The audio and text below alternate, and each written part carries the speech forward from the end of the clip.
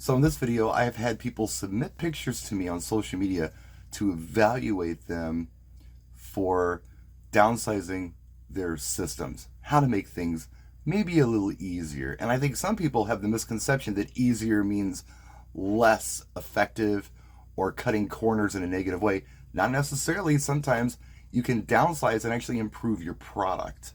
We all do things a little different, and being different is a good thing. My way is just my way. It's not the way, it's a way. And I'm going to do my best to be helpful with anything I say in this video. I'm going to point out things that I like in these pictures, and I'm going to make some suggestions on how they might make things a little easier and, perhaps downsize. Before we look at any examples, I wanted to tell you how I feel like a person could start thinking about downsizing their DJ system. Take a picture of it all set up. Look at it and ask yourself, what in this picture is serving the client best? And what is serving the client least? What could go missing and nobody would notice? Maybe those things can go missing. Maybe you have duplicate effects or something to that nature. But yeah, that's the first step. There are a lot of other steps, but that's a good place to start. And with that, let's start looking at some of these examples. The first picture I'm going to look at is from, and forgive me if I screw these names up. In fact, if I got your name right, tell me in the comment section. If I screwed it up, tell me. That's why I only do like first names when I do grand entrances and things, because I screw up names. Nathan, it's either Reithmer or Rethmer, perhaps. Rethmeyer, I don't know. Nathan submitted this picture.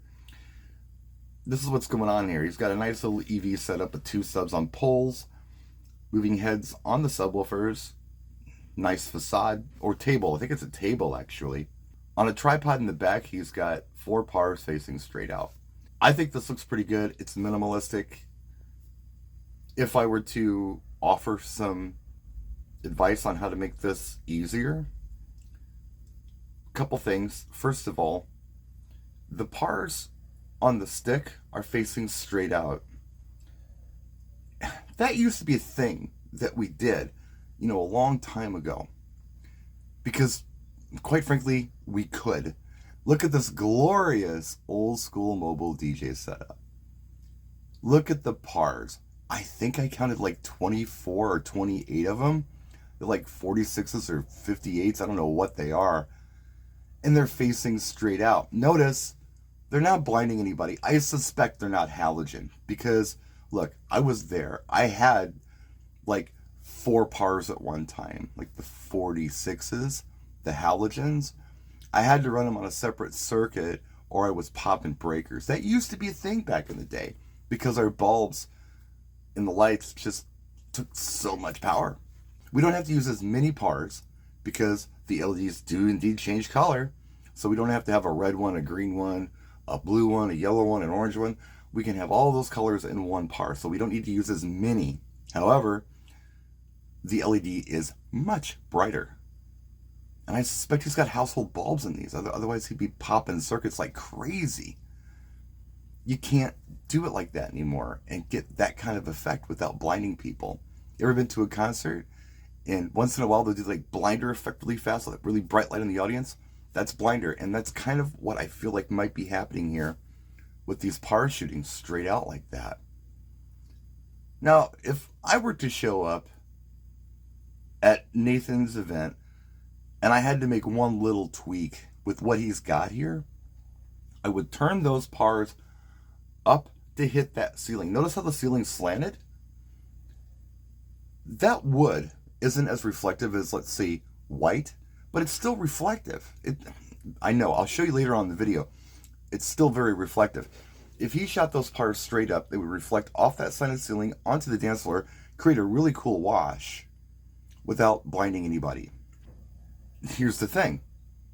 The further away the par is from what you want to reflect it off of, the more of the wider of a beam you're going to get.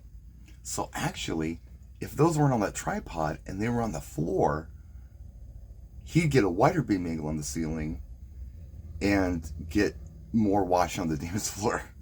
Something else he could do is he could put those behind his scrimmed or lycra cloth table and create wash on the dance floor. You could do that too. You could have 2 under the table, 2 behind them, and get some really cool wash without blinding anybody. The cool thing about Lycra is that it's kind of a filter where it kind of takes the harshness out of the beam and allows you to do really cool, meaningful washes where people can see the color and see the wash Lycra, but it's also creating wash on people. It's pretty neat in that regard. About the heads, yeah, you can put heads on speakers like that, absolutely. The concern I have anytime anybody has heads is if the beams are being controlled in a manner where they're not hitting anyone in the face. Now, I don't know what those are. I mean, they kind of look like ADJ's Pocket Series, but they could be something else. There are show modes in ADJ's Pocket Series of lights where they just kind of do things. Like you can set it up where it's like it's on the floor and it's shooting out. You could do it where it's upside down and shooting out, or you could do like a 360 on the floor upside down. Sometimes those show modes can be really helpful. You can set it in a particular show mode if you're just master slaving them and the beams are going over people's heads. Other times, it's a really good idea to just DMX control them. You can go full on DMX control with that if you want to, old school with the sliders. I like the old DJ Airstream DMX Bridge program. I was able to control those lights so cool. I can make cool patterns with my finger, just draw it on an iPad, and then shrink it, expand it, and put it wherever I wanted to put the beam wherever I wanted. So I wouldn't hit anybody in the eyes, it would just hit the ceiling all the time. It was really nice in that regard. It's a lot of messing around for the effect. So I don't do it by default anymore, just because I don't want to carry around moving heads. I don't want to have to do that at every gig. If they pay for it, I do it, but I don't do it by default anymore. That's almost extra.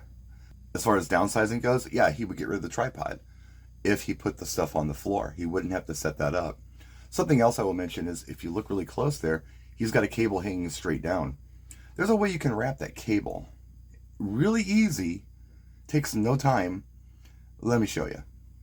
Here's how I do it. I try to take the cables and I get them kind of in the middle of the tripod here. I got 2 here. Doesn't matter if it's front, back, whatever. Then you grab them, all of them in a bunch, and just do a simple wrap around the pole, like one time, and hook them on the knob that you use to telescope your tripod. And it's done. You want to unwrap them? No problem. In the night, release them, unwrap them, and you're ready to pack up. Now we're looking at Larry Polish names. Man, I should know these. I live in Wisconsin. Maybe the W is silent. I don't know. Larry, here's your setup. You've got the Lycra table cover. It looks like a DJ purpose table. Column arrays. I think those are great for mobile DJ purposes. I prefer them to two-way tops anymore. I mean, there are a lot of different ones out there. This eliminates the use for tripods, and I think actually creates a more friendly environment for social events like wedding receptions, most quinceaneras, birthday parties, corporate events, things like that, because there's more than one thing going on in the room other than dancing. So, for instance, if you do like a school dance, you've got a gymnasium, you have to fill with sound, right? That's two-way top cabinet. That's aggressive two-way tops to do that.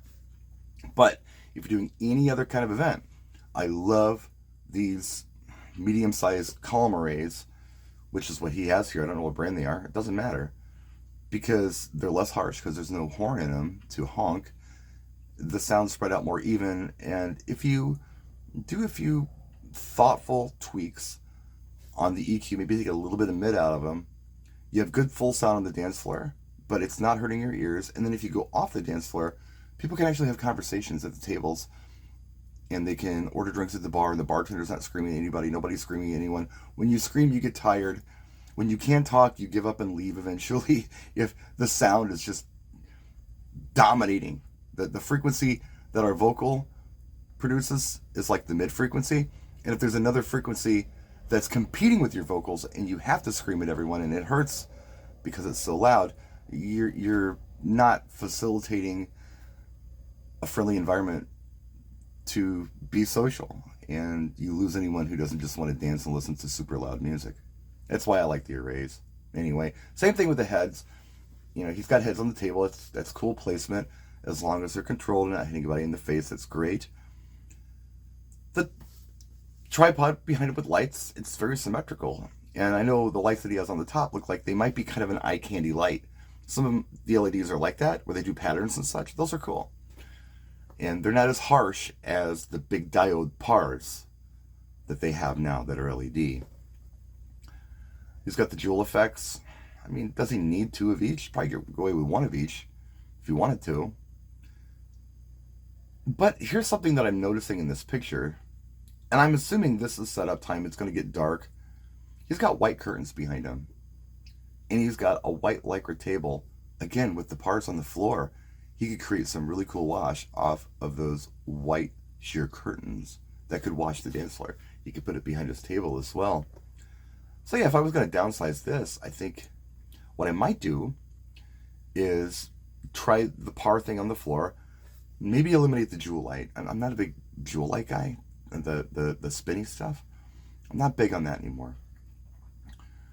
It was a thing for a while, and it was effective, but we've got new tech now. We can do new things. Larry also mentions that he doesn't usually have the speakers this close to the booth. Dude, I get it. Sometimes you have a limited setup. Sometimes you can put the speakers out. Sometimes you can bring them in. But with columns, I will tell you this. It's always a good idea to kind of tilt them outward a little bit at like maybe a 5-10 degree angle on each side, no matter how close they are. You get better coverage that way, and you avoid something they call comb filtering into the room, where it's kind of a weird reverb effect somewhere in the room, usually pretty close to the dance floor. So regardless as to how close together they are, a 10 degree tilt out really serves you well in every way. Andrew Luce, I hope I got that. Luce. How would you say it? I'm saying loose. Did I screw it up, Andrew? I apologize if I did.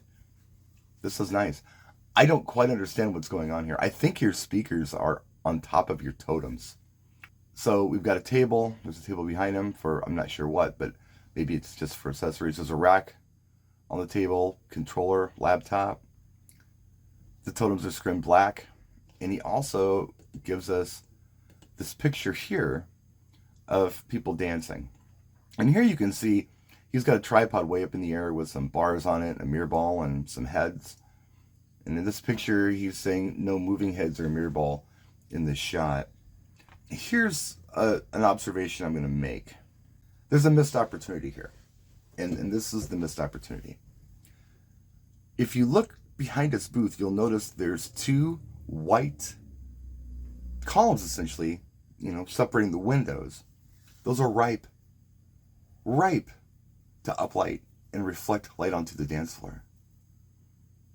So instead of having lights on black lycra, which isn't really creating much wash at all, he could put those same pars back there, and he could have created even more of a wash. Something else that I'll point out, he likes the look, and that's cool, but I will point this out. Look at the bars on top of the tripod. They're facing out, and you can see everyone's back is very bright, and no one's looking at the setup. They're doing a line dance, and they're just in that position. I get that. Now look at the ceiling, and you can see there's lights on the ceiling. Those lights reflect down and create wash. Imagine if those bars were tilted up to hit the ceiling, more wash would hit the dance floor. It'd be less direct light and more indirect light and more wash, even maybe hitting them in the front once in a while because the light would go further out into the room off of the ceiling. Does that make sense to you? I mean, that would work out. And the other thing, the racks. The racks were necessary for a long time. We all had 19-inch rack gear. You can go smaller now. Racks are heavy. Racks are super heavy.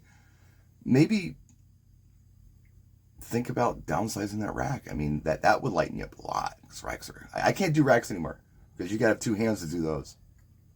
And I know, some people have wireless mic setups that go in them and all this stuff, but yeah, if you could think of a way to eliminate that rack, because it looks like you've already got a controller under your laptop, that might serve you well. Justin Garrett submitted this picture. I like what's going on here. I like it a lot.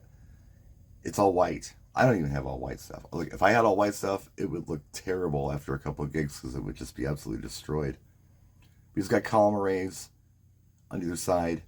He's doing some uplighting between the windows behind him. That's really cool. It's nice. He's got a big facade there, and it looks like behind him he's got a 6-foot banquet table. I don't know what's on the table, but it looks great. It looks really nice, Justin. Again, the tilt out on those column arrays. Trust me on this. Try it at your next gig, like a 10-degree tilt out on each side. It's gonna help. Not only is it gonna help prevent that comb filtering in the room and give you more of a spread with sound with the dispersion of those arrays, it's gonna help prevent this stuff coming back and hitting you in the ear as you're DJing. That can cause damage to our ears night after night after night. So it's going to help with that a little bit. It's going to take the sound kind of away from your head.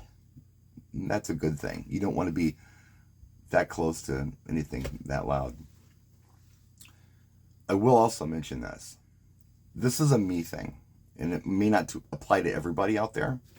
I'm 6 feet tall. For those of you who don't live in America, I'm 182.88 centimeters tall, or roughly, with shoes on. Maybe a little more, maybe a little less. I don't know. I used to use 6-foot banquet tables all the time, and I had covers for them. And we see a few of these in these pictures that have been submitted. I always had like kind of a back thing, so I was leaning over, but I didn't realize it until I got a DJ specific table. It's right behind me right here. It's this Pro Event table. You see a few of these in this video. The tabletop, I believe, is 36 inches high, which is 3 feet. And man, I'm not leaning over anymore at all for anything by eliminating that 6-foot banquet table. The other cool thing is, I don't know how much room Justin needs for his things back there. Looks like he's got quite a bit going on back there. But there are DJ tables that look like facades, so you can get a table and a facade all built into one, and it's really not any more cumbersome to haul or set up than a facade is. And you've got a table height that's more friendly for anyone who's not 5 feet tall. That is something that really has helped me out a lot with fatigue, because you don't want to get tired at your gigs. I don't know why I was getting so tired. It was because I was leaning over. I feel much better sitting up straight and not leaning over at all to DJ. It's taking pressure off my lower back and my feet and everything else. It's just been very good for me. The older you get, the more this stuff is kind of important. You got to make it as comfortable as you can when you're out there working. But yeah, it looks great, man. And again, you've got white ceilings here, and you can do all kinds of reflective stuff off of those white ceilings to bounce down onto your dance floor. So you could use even more parts. The other cool thing he's got going on here, he's got the Fresnel lenses in front of his facade. That's a pretty look, and that's going to create some wash as well. And I don't know what they are, how they're hooked up. They might be ape, I don't know. And I can't tell if they're behind or in front. I think they're behind. But that's a really cool look. That's a really cool way to use something like a facade. I like it. Bill Holderby. I love Bill. Bill's a great guy. Bill lives out in Riverside, California. This is Bill's setup. And you know what? This looks a lot like mine. It's a Pro Event table. He's got a custom sign on it. He's got some column arrays on either side of him. Again, that tilt out is a big deal. This would really help out Bill. He's got stuff on his table. Yeah, this is a minimalist setup. I like minimalist setups personally. I don't know what's going on here. I don't know if it's a daytime event or if it's going to go into evening or whatever. And I don't know if he's going to do this, but I'm seeing a great opportunity with those yellow walls behind him to just do some uplighting with parts on those walls that will indeed create dance floor wash. It's just a really cool opportunity I see here that he could do. But yeah, I mean, he's pretty minimal here. I don't know how he could downsize it much more than he already has. Looks good, man. Looks real good. And if you look here, he's got cans right in front of his speakers. Those are going to be more effective on a lighter color, like the wall behind you, than they are on black speakers. It's going to create a better wash effect because it reflects off that yellow. It's not going to reflect off the black very much, but it's going to reflect a lot off the yellow. Stevie Ray submitted this picture. Wow, what a really cool, small, podium-style DJ stand he's got there. I think it's a rack behind there. But it's pretty cool if you look at it. In fact, I think he submitted a picture of what it looks like behind there. Yeah, he did. Pretty simple. Now, I don't know if this is a small rack on a table or what it is, with, looks like a power conditioner in it. Maybe there's some wireless mic stuff in it. It looks like, yeah, the antennas are sticking out the back there. Tablets, little Newmark controller there. Yeah, nice and compact. He's got pars on top of the columns, and that's a look. A lot of people do that. No company is going to recommend that you do that, by the way. No speaker company is going to say, yeah, put lights on top of our stuff. There's things that could mess things up if you put too much weight on those. So the companies say, do you, but just know that. They don't recommend that. Again, it's kind of a blinder effect, shooting straight out. I know it's creating wash, but there's cool stuff happening here that Stevie could do that I think would serve him well. One thing is that behind him, he's got that cream wall, plus he's got that slanted ceiling, white ceiling. He could take those pars, maybe even put them on the table behind him and shoot them up at that ceiling and create more wash on the dance floor, or a cooler wash on the dance floor and a more muted wash than he is with those sitting right there on shooting straight out.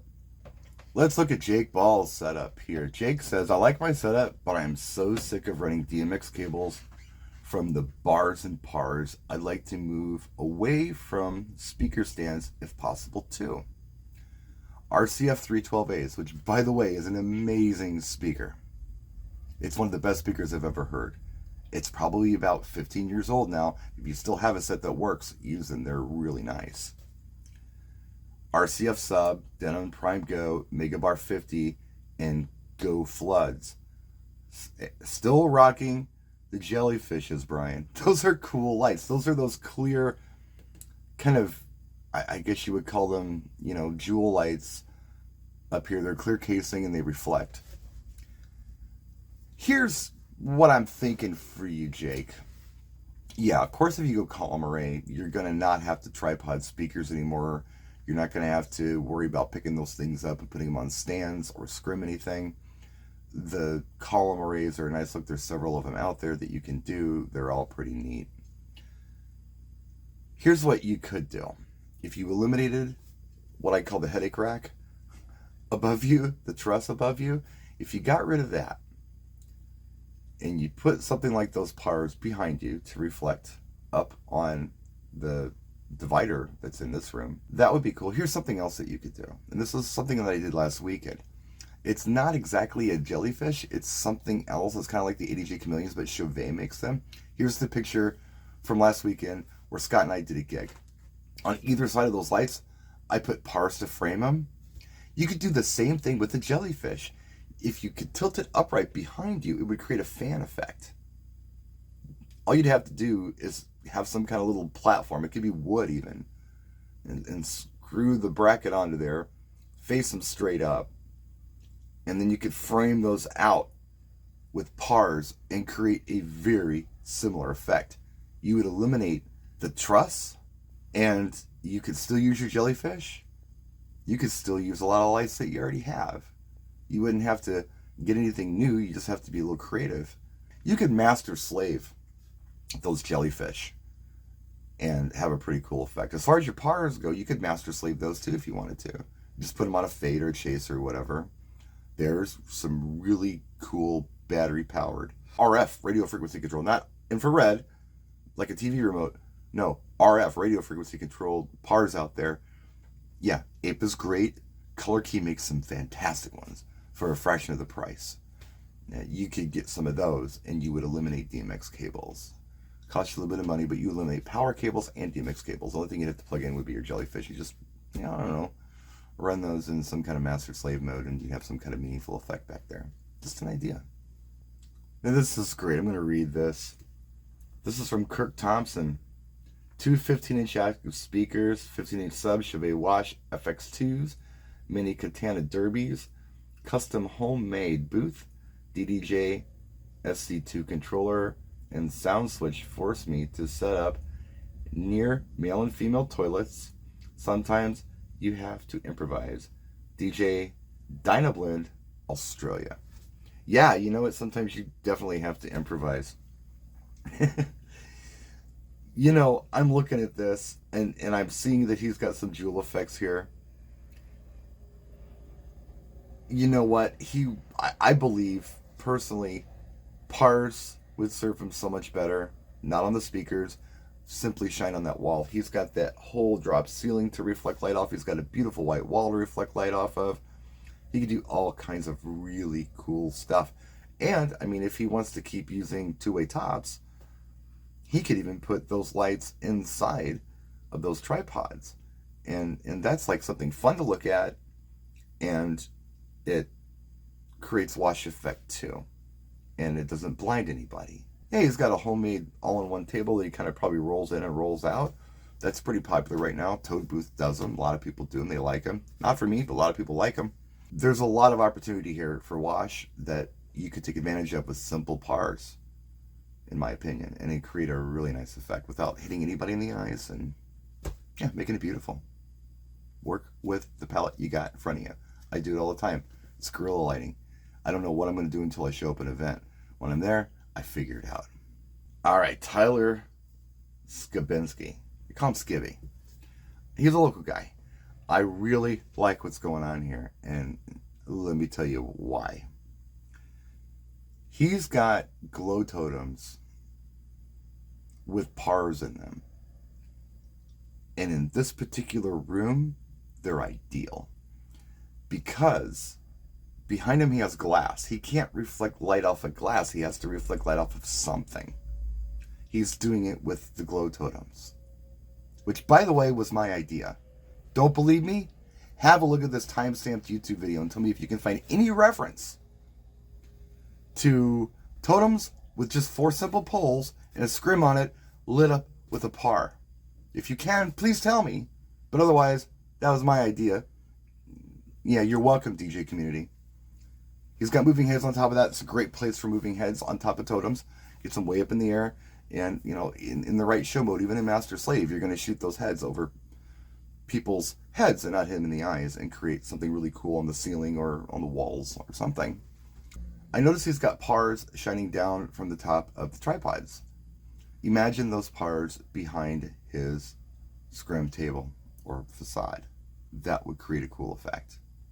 The other thing he could do, if he likes his tops and he doesn't want to go column array, he could do a white lycra scrim on those tripods, and he could put lights behind those as well.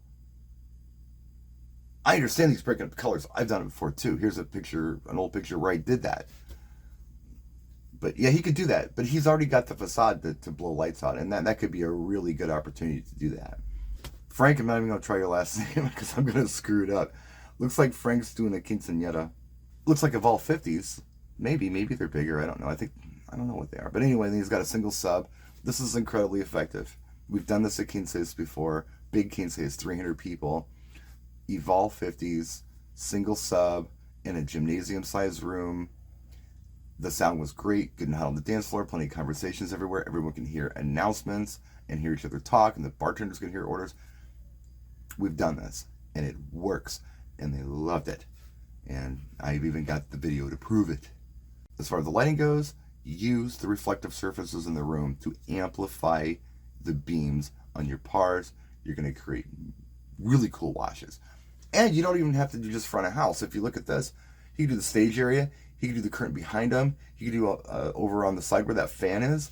He could put them all over the room. And if he had like an RF remote, he could control them all to sync up really nice. You don't have to spend big money on this. Like I said, you could call somebody like Hollywood DJ, who's sponsored this video, and talk to Alan and say, look, I need an RF remote controlled par kit. He's got several of them that he could turn you on to.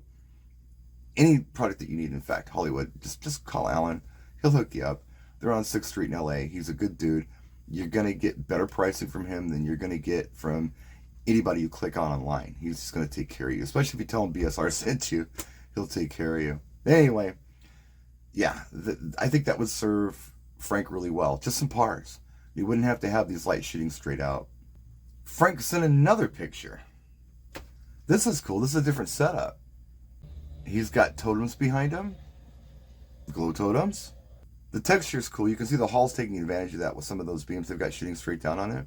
If you can tuck the hall into turning those off, Frank may not need those totems because he's got a reflective surface he can already work with. There's no windows behind him. There's no heads on top of those totems. So Frank could just take those pars and put them on the wall behind him and create some beautiful color that will wash, but it'll be great eye candy for anybody. And you can see he's got I guess it's a gig bar behind him. There's pars on that shooting straight out. Man, I really think those would serve him well on the wall behind him. And you notice he's got pars right in front of him. Here's what I think he's doing, and it's smart.